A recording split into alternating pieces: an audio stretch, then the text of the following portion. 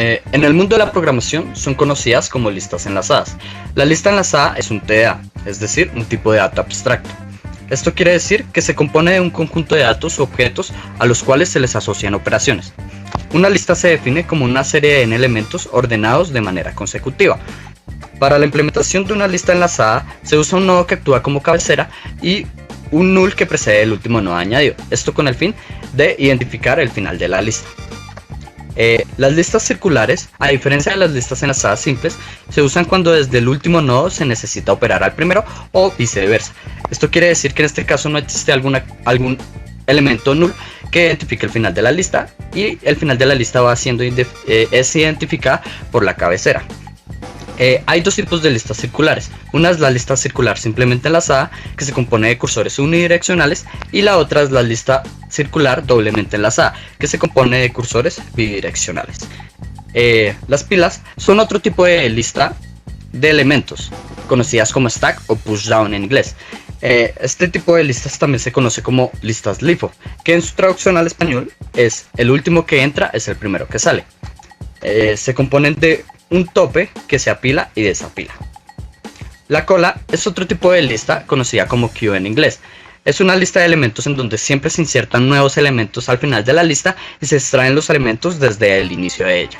Este tipo de lista se conoce como FIFO, que en su traducción sería el primero que entra es el primero que sale. Los árboles B+. El árbol P+ es un tipo de estructura de datos de árbol que precede a la estructura de árboles B. Al igual que su antecesor, esta estructura de datos permite un recorrido secuencial y un acceso aleatorio rápido. Todas las claves se encuentran en hojas, por eso se caracteriza este árbol. Aquellas que resultan necesarias para definir los caminos de búsqueda se duplican en la raíz y en los nodos interiores.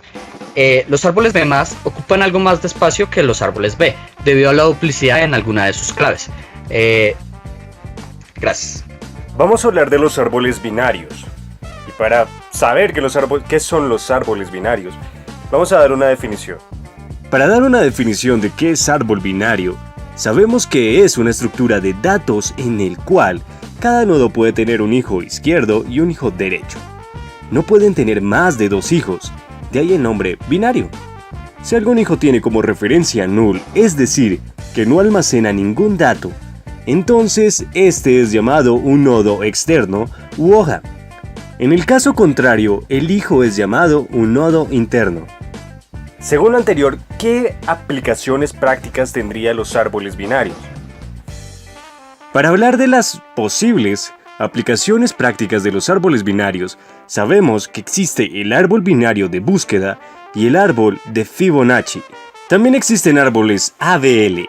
Este es un tipo de árbol binario especial ideado por los matemáticos rusos Adelson Belsky y Landis.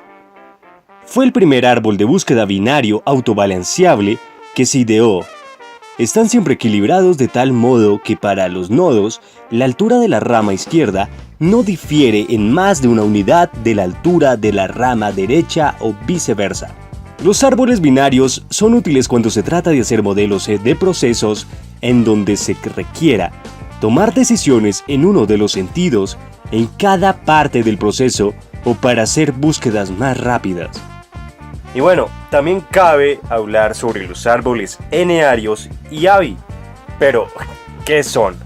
Los árboles binarios son un caso particular de un árbol n-ario.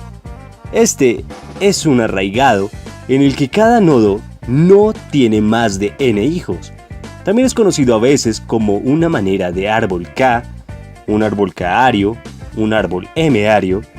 Un árbol n-ario completo es un árbol n-ario donde cada nodo en el mismo nivel tiene hijos K.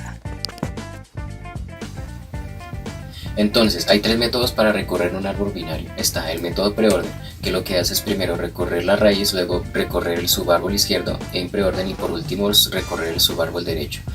Después está el entreorden, el cual recorre el subárbol izquierdo, luego recorre la raíz y por último recorre el subárbol derecho. Y por último está el método postorden, el cual recorre el subárbol izquierdo, luego recorre el subárbol derecho y luego recorre la raíz para buscar el valor.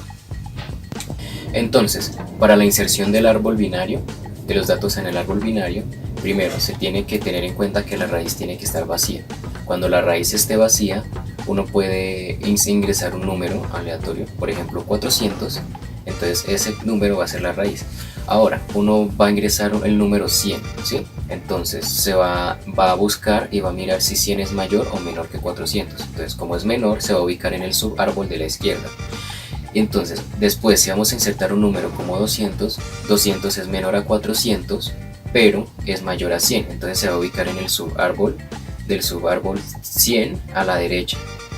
Ahora, si vamos a insertar un número, por ejemplo 700, se va a ubicar al subárbol derecho de la raíz. Los árboles B o los B-árboles son un tipo de estructura de datos de árbol que son parecidos a los árboles binarios y se encuentran en bases de datos también. Pero la gran diferencia entre los árboles B y los árboles binarios es que los árboles B pueden tener más de un hijo por cada nodo.